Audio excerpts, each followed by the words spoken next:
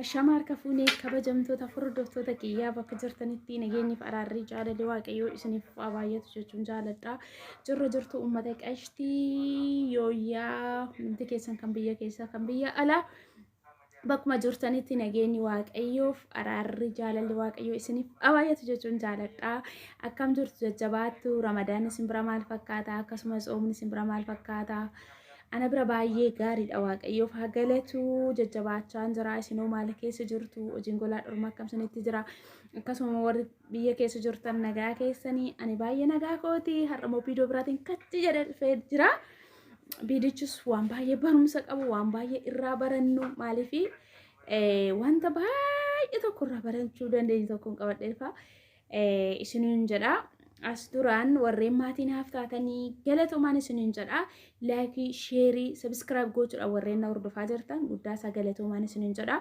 أكسو ممو ورّيني ماتي كو هنتاني إسن اللي ماتين هاتاودان غرا ماتي كو تدابا لما سبسكرايب قد وانتنو تقدم نوكاسين براغاو في هات أقول ما دامي كيسي جراني وانغاري دلقو يوها إفنو مالي بور وانغاري دلقو أفقوبيك أمنا وانتا تأف لايك شير جوجر أني سن اللي نوردو فاسنين جرا أكاسوما مو marani mata duren ani qabadde dhufe nama biraanki gochuu deema wadanya ko tokko biraanki gochuu deema mahal jedhen biraanki godha yoo jettanii yeroo darbe abbaa manaa kee biraanki godha irratti suura achirra laalte dhufteetu lakkoofsa sanaa kennimeen nanaa sobsiisa nama gaarii fakkaata naan jettee jirti kanaaf ani immoo maalan jedhaan seetu maal goota lakkoofsa isaan jedhaan guyyaa lama na barreessite na gaafatte ani kennine lakkoofsa isaa garuu kennuun barbaanne sababni isaa maali yoo jettanii lakkoofsa kennuun barbaadu abbaa manaa keenya jalaa jaalatti miti nangaa kan kennu aha waan akkanaas jira qalbii akkasiin jiru al jechuudha nyaata koota dhibbaallata inni kanaafiyyuu akkas jedheen biraankii godha ishiin garuu nama akkanaa miti jechaadha baay'ee nama gaariidha loomiyyee tokko hundi keessaniyyuu hin beektu jechaadha nama baay'ee qorumee nama baay'ee cimtuudha kanaaf hundumti keessan viidiyoo koo yeroo seentan laayik godhaa sheer godhaa na hordofaa isiniin jechuu barbaada amma deemeetan irratti bilbila.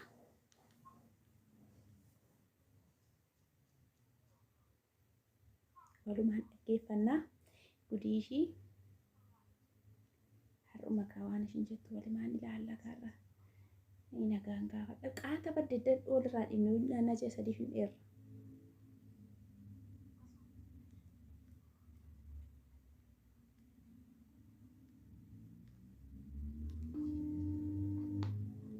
Hela. Abeet nagaa waaqayyo siif haa baay'eetti loomiyyee.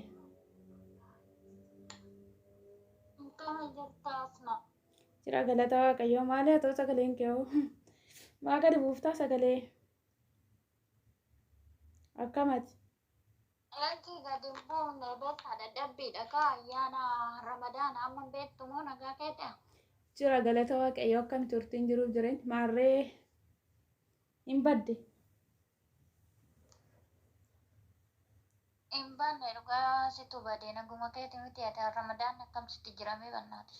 Ana bira baay'ee bareedaadha baay'ee gaariidha hundumti isaayyuu akkamati jiruuf jireenyi kun beekta xiqqoo shoorbaa haadhu dhugimee xiqqoo ishee akka sagaleen keessii dabalu xiqqoo sagaleen kasi bu'e.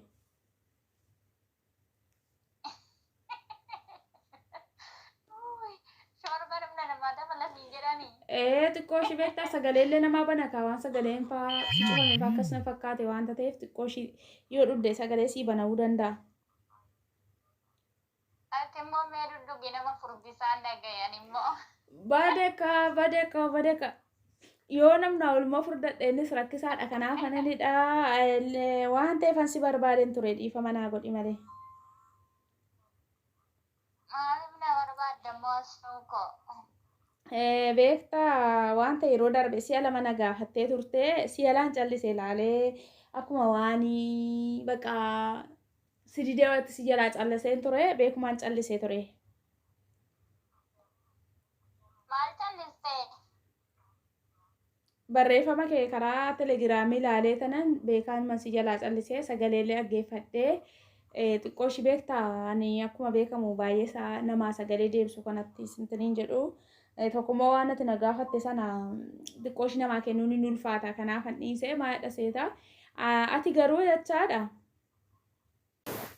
ati garuu maalitti goota? Wanna dubbattu maasi wallaahi saasi achoo gaanatti fakkaatu ko bilbila baranaa keetii naa kennime nan dubbisaa tina wal baraa ani fatti rigaadha waan rakkoo qabaa siin jedheen ture si barreesses sagalee si qabe naati maali wanna itti na shakkitu qabdamoo maaliif naa kennuu diddee garuu Elaa beektaa kan lakkoofsa sii kennuu dhiisee fi tokko beektaa namni tokko akkuma jaalalli jiru jibbi jiraachuu danda'a. Kanarraa kan ka'e beekumaan kanaafan sii kennuu dhiisee ati garuu anuu siin shakke immoo deebee siin shakke. ati maaliif na shakkita si jamma rakkoo jechuudha ati akkamitti na shakkuu dandeessa ani riyaa keetidha nama wajjin taphannee nama wajjin kolfaa hunduudha ani utuma ta'ee iyyuu jechuudha nama si jala galagaluudha moo maal jetti loomi jetteeti bilbila isaanaa kennuu diddee na sagalee kiyyarree dhaggeeffattee barreeffama kiyyarree laaltee callisa maali ati nama akkanaati ani nama akkanaa sisteenee dhugaa Ani amma beektaa xiqqoo ishee maaliif yoottee bara kana keessa akkuma arginu waa baay'eetu miidiyaa kanarra kan jooraa jiru boo'icha bichaa gadda bichaadha waanta ta'eef kanaaf ani akkuma carraa ta'ee maaliif ati yeroo lakkoofsa naa ergetti yeroo natti himtu ani baay'ee tokko na'e maaliif goota lakkoofsa isaa jedhee baay'ee tokko rifadhe ture jechaadha. Kiwu jechuun amma kaa jedheenu adaamaa fi wanni ol fakkeessee oolee xiqqoo ishinatti maal jechuudha mucaan kun takka lakkoofsa waggaa amma kana wajjiniin goddanyaa taanee ture lakkoofsa na gaafattee hin beektu. Aramoo kaatee lakkoofsa naa kenni jettanaa waan haaraan natti dhufe maalati waan ati gochuu yookiin yoo fi kedhiitte nama biraati yoo dabarsitee lakkoofsaa kennite yoo bara kanaa birriin si ergattii ni bara. maal birrii dambitamaa inni nama birrii dambitamu maaliif jaalatta reeti si jammar namni si jaalatu tokko birriidhaan hin bitamu inni akkasitti yaadinii utuma ta'e iyyuu ati naa kennitus naa kennuu baattus ani utuun barbaade bilbila isaa utuun karaa fedhe barbaade argachuu nan danda'a bilbila isaa jechuudha. Eessa argatta tarii wal beektu ta'uun didu. Wayini immoo kee jala seenee antini jala warroota si jala jiran keessaa baafachuu nan danda'a namni akkaataa baay'eedhaan baafata. Wayini immoo ta'uu baate miseenjarii keessa deemee si jala baafachuu nan danda'a karaa saniin hin shawwadaminii garuu. Akkasitti nama shakkina dimaa nama shakkuun hin barbaachisu koo dhugaa. Ani immoo si jammar nama si jala jiru garagaruu miti maa jechuudha akkana jechuun. Maaloo haala komeedii simee na jala garagaluus akkamii miti mee dhiisate. Amma anuma baaqenni totte takka tafaan minyoof taa'u. Maal jechuudha. Maa jiila qabdaa ati si jammar jiila qabdaa ati. Ati riyaa kee jalaa fudhattee beektaa nama jalaa. Maaliif akkaatti nama shakkitaati? Ani riyaa koo jalaallee fudhadhee sin beeku namallee shakkuun ture garuu beektaa wanta ni lakkoofsa si kennuu dhiiseef sitti himu. Tokko abbaan manaa kiyyaa lakkoofsa isaallee kan namaa kennu hin barbaadu lammanni immoo osoo abbaan barbaade haay jedhee dhaqee fi abbaan manaa kiyya akkam bulte siin hin jedhu. Otoo xiqqaxitaatti bilbiltellee akkam bulte jedhee garagalee siin ilaalu. Sababni isaa maaliif waanuma beekuu fananii waan inni sin keessummeessineefan si keessummeessuu dhiise. Lakkiisa sana nama sana akkasiin karaa saniin amanuu hin dandeessu namaan akkaataan ittiin dubbisuun hin beeka. Odoon barbaade jechuudha akkaataan ittiin si harkaa baasuun hin beeka. Garuu ani immoo akka obbolummaatti akka obboleettiitti dubbisuufan malee garagaree wayin immoo abbaa manaa keessarraa xolloo buufee miti. Shakkitu wayi. Sirraa xolloo. Amma waan jettu laaladhume sitti immoo akka ittiin baafadhu iyyuu nan qabaa jette bara akka ittiin baafadhu nan qabaatte akkamitti baafattameeti qoy amma barbeettaa osoo inni amma ilaalaali tokko sitti immoo namni tokko jechaadha.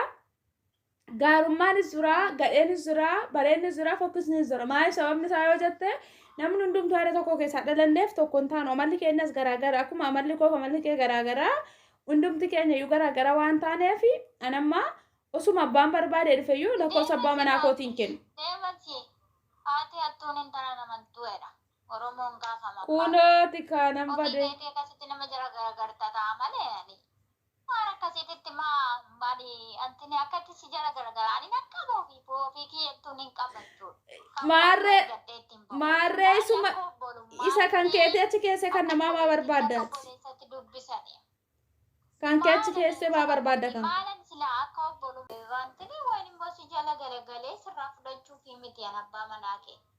Dhiira bara kanaa ammoo.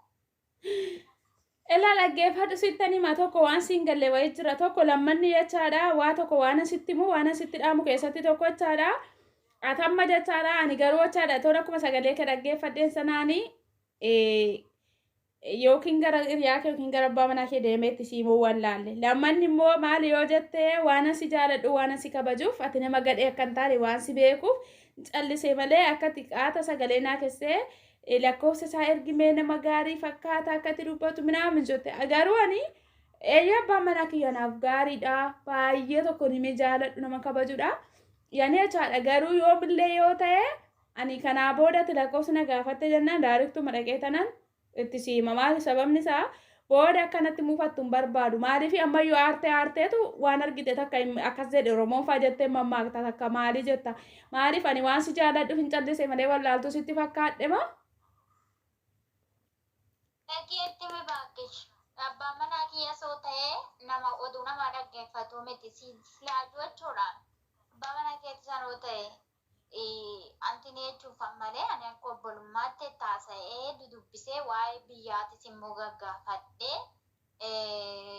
akkaataa biyya keessattis immoo gaggaafadhee toowwaa sarara barachuun barbaade malee ani nama dhiira baratanaa immoo. Haasoftaa isaa goote. Koottume waan si gaafadha no? Miseenjarii rayyuu guutanii dhiiroon barbaade miseenjarii rayyuu guutan. Kan kennaan yoo barbaadde.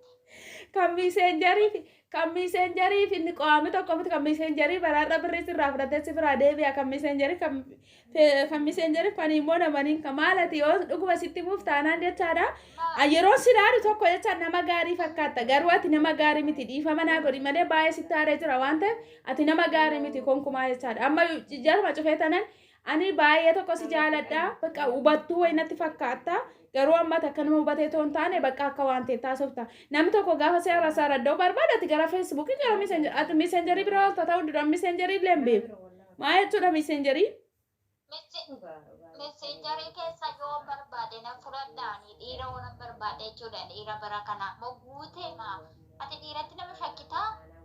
Ati dhiiratti akkaatti nama shakkii? Jechi guutee jira adda ta'eeti marree shamarran baay'ee immoo kan barbaadan jiru fidi itti gurgurra.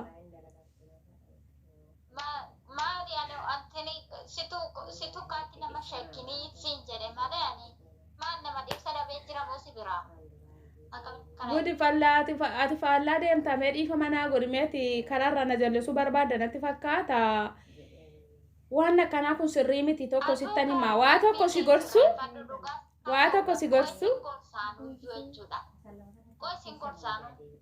Fakkeenya amma dhiirri tokko yoo si jaalate jaalala dhugaa sii qaba yoo ta'e hiriyaan kee waan barbaadde yoo jettee bilbila isaa fudhattee dhiifatte si jaalala dhugaa si jaalannaan eessayyuu sirraa dhaquu hin danda'u.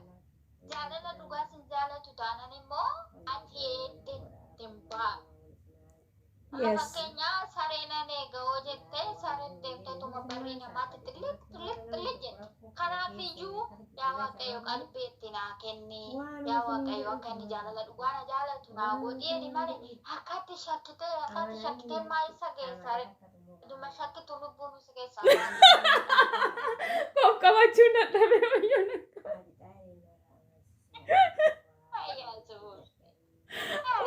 Loofi waaqa of qabachuu dadhabe dhugaa waaqaati baay'ee aaraa jirta ani garuu biraan kisi godhe ishee dhugaa baay'ee waan baay'ee sirraa baradhe garuu of qabuun dadhabe waan naaf falee du'e.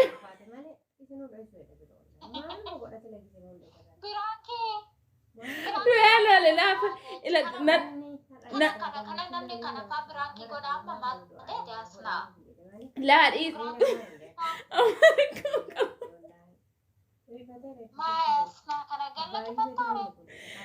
Gada lakkifadha garuu baay'ee aarte dhugaa dhiifama naa godhe rabbi dhugaati nama akkanaallee miti akka biraankii si gochuu dhufes daawwattoota kootti meen dhufe dhugaa rabbi dhiifama naa godhe habiibti kiyya galgalaan hojii nama gaffaa oolte.